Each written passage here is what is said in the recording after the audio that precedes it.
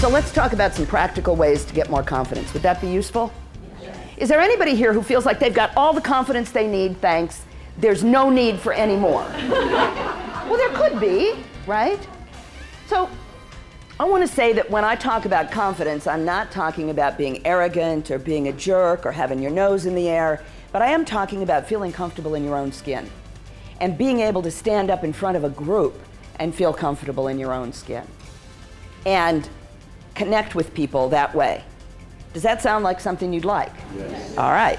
When you're delivering important information, when you particularly want to be seen as the authority or the expert, you want to go for a vertical line.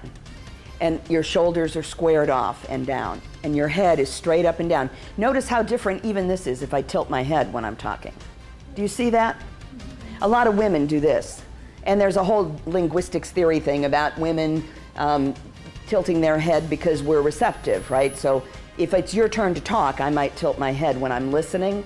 The problem is we get stuck there, and then we walk around, you know, and now I'm trying to tell you something like this, and it diminishes credibility. Isn't that interesting? Such a small thing can make such a difference. You get so much value from making actual eye contact with people in the audience. Because when I'm not in contact with my audience, I'm going to be more nervous, actually, right? As soon as I'm talking to Scott and Lori and Marcia and Linda, what's to be nervous about, right? We're just having a conversation. Sometimes people get the mistaken idea that looking people in the eye will make it scary. It's the opposite. When I was on radio, I did my show for Bob and Berwyn, right? I made him up. But I had a real person that I talked to every night. It wasn't an undifferentiated mass. It was a guy having a beer, saying, "Hey, Katrin," right? That's how they talk in Berwyn. So it's the same with an audience. I don't want to come here and talk to this huge group. You can't move a whole group, right? You move people one at a time. I want to talk to each one of you, one at a time. The guys made fun of me about dead air.